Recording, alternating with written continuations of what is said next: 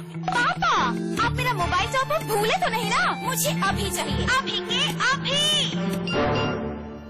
क्या आप tension free life जीना चाहते हैं? अब अपने मोबाइल फोन से स्टेट बैंक फ्रीडम पे लॉग ऑन करके कीजिए पैसा transfer, mobile top up, bills payment. State bank freedom, तो हुआ ना आपका बैंक आपकी जेब में।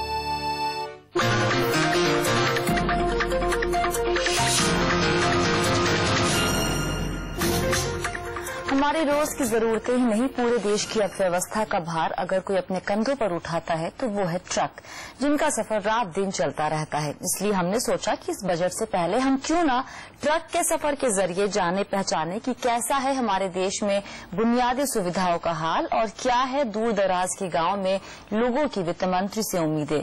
हमारे सहयोगी हर्षदा सामंत ने अपने सफर की शुरुआत की पंजाब के जालंधर से और अब उनका सफर पहुंच गया है राजस्थान।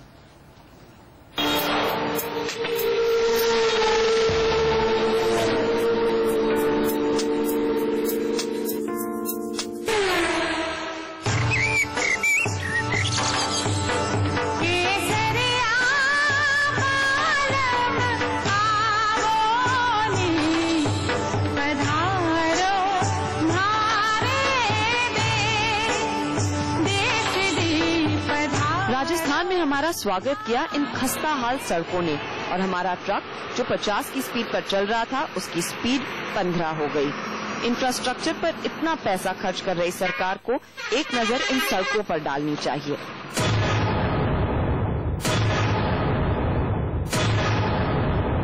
बीकानेर से हम आगे कुछ गांवों की तरफ जा रहे हैं और वहां पर देखेंगे कि बेसिक इंफ्रास्ट्रक्चर की स्थिति कैसी है, स्कूलों का क्या हाल है, पानी की जो सबसे बड़ी समस्या राजस्थान में है वहां पर कितनी और काम करने की जरूरत है सरकार को, या फिर बाकी वो कौन सी अहम चीजें हैं जो यहाँ की जनता चाहती है।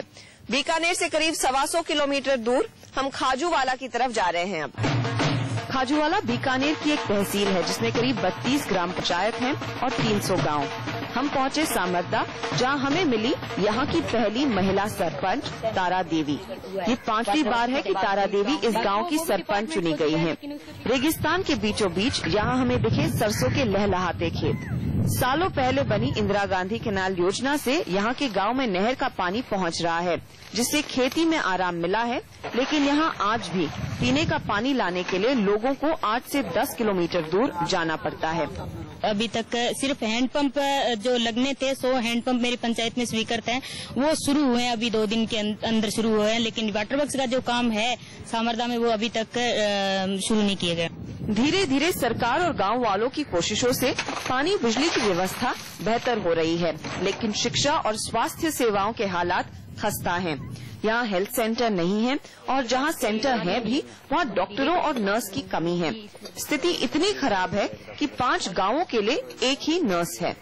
स्वास्थ्य के क्षेत्र में हम देखें तो खाजूवाला क्षेत्र की जो स्थिति बहुत नाजुक है, क्योंकि हर ग्राम पंचायत स्तर पे इस तरीके के सब सेंटर वगैरह नहीं बने हुए हैं और एक ग्राम पंचायत में कहीं तो एक नर्स है, कहीं एक भी नहीं है। हम चाहते हैं कि हमारे गांव में डिलीवरी की सुविधा और एक लड़कियों के लिए 12 तक स्कूल होनी चाहिए।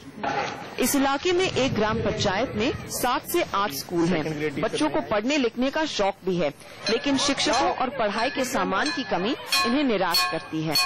गांव में तो विकास ये है कि हमारे यहाँ स्कूल है, इसमें मास्टर कम आते हैं, तो मास्टर पिछले साल में तो बिल्कुल थे नहीं, 2 मास्टर थे। हमारे स्कूल में कंप्यूटर का विषय है, जो कंप्यूटर नहीं है ना किताबें हैं। यही नहीं, केंद्र सरकार की भारत निर्माण योजना के तहत राजीव गांधी सेवा केंद्र तो बनाए गए हैं, लेकिन उनमें काम करने के लिए कर्मचारियों की नियुक्ति अभी तक नहीं हुई है। जो IT केंद्र हैं पूर्ण तो हो चुके हैं, लेकिन इन पर अभी तक कर्मचारियों की कोई सरकार की तरफ से स्थायी नियुक्ति नहीं हुई है। जैसे मेरे पे रख लो, मेरे पापा ने मेरे को मान लो मेहनत करके पढ़ाया, लेकिन मैं आज बहुत दुखी हूँ। क्यों दुखी हूँ? पढ़ाने के बावजूद जब सरकार ग्रामीण क्षेत्र के लोगों को ग्राम के अंदर रोजगार न देकर बेरोजगारी के लिए बाहर भेज देती है। बीकानेर से हमारी सवारी निकली जोधपुर की ओर और रास्ता खराब होने की वजह से सफर काफी लंबा हो गया है। पंजाब के रास्तों के बाद बीकानेर ने तो हालत पस्ती कर दी। बताइए, यहाँ बीकानेर से जोधपुर का रास्ता बेहतर है? नहीं, टूटा फूटा ही है, जैसे पीछे से आ रहे हैं टूटा है, कोई मतलब रोड नहीं ठीक है। टाइम लगता है, जो 5 घंटे में गाड़ी पहुंचती है उसमें 8-9 घंटे लगता है।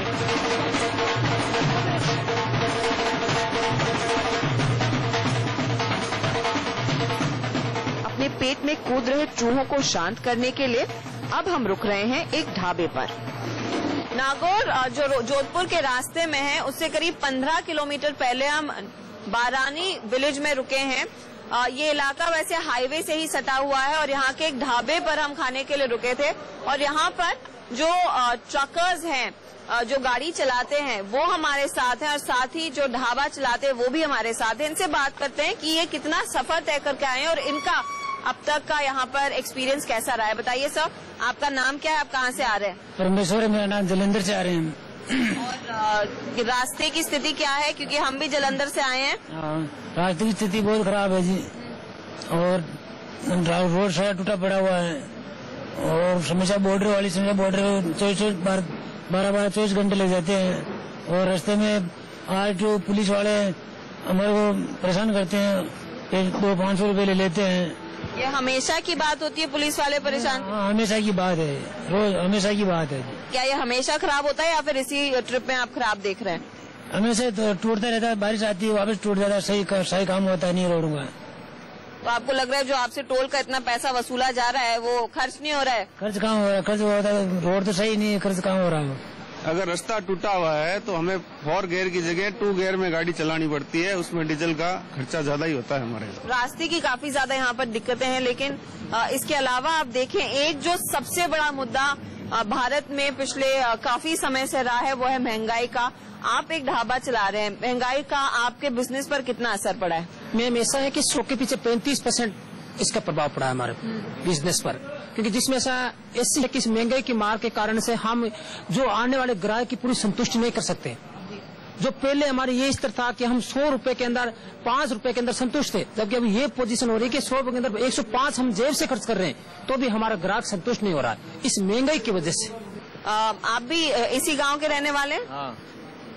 नरंगा में 119 रुपये मिलता है, उसमें कोई फायदा नहीं है, इसका उपाय किया जाए। तो आप क्या चाहते हैं, ज्यादा पैसे मिले? उसमें क्या लोग जा नहीं रहे हैं फिर नरेगा की स्कीम लेने के लिए? नहीं जा रहा है, बिल्कुल नहीं, बिल्कुल नहीं जा रहा है। उसमें से फायदा नहीं है जाने के लिए। क्या करता है, पूरा दिन खराब हो जाता है। एक लाइट नहीं है यहाँ पे, लाइट नहीं रहता है, 6 घंटा लाइट देता है, उसमें से क्या होता है, कुछ नहीं है। रात भर पूरा काट देता है 10 बजे के बाद में। तो पानी की प्रॉब्लम है, पानी की बहुत प्रॉब्लम है हमारे यहाँ पर, सबसे बड़ी। तो क्या पानी की, मतलब पीने के पानी की बहुत भारी प्रॉब्लम है। इस कारण हम कोई भी बिजनेस नहीं कर सकते सही तरीके से, क्योंकि जो जमीन के अंदर पानी वो बहुत खारा और बहुत गहराई पे है। और जो पानी अभी ऐसे सरकार प्रयास करके पिछले बेच में वसुंधरा कुछ प्रयास करके पानी नागौर में पटाने के लिए किया था, लेकिन वो भी गाँव के अंदर सप्लाई नहीं हो रहा है। इसी की वजह से हम बहुत दुखी है अभी तक।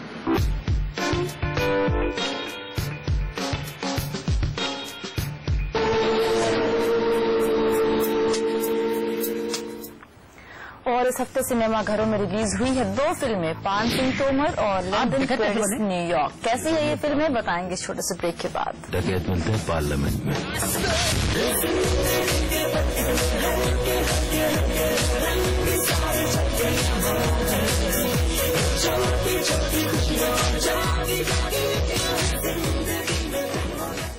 कश्मीर से कन्याकुमारी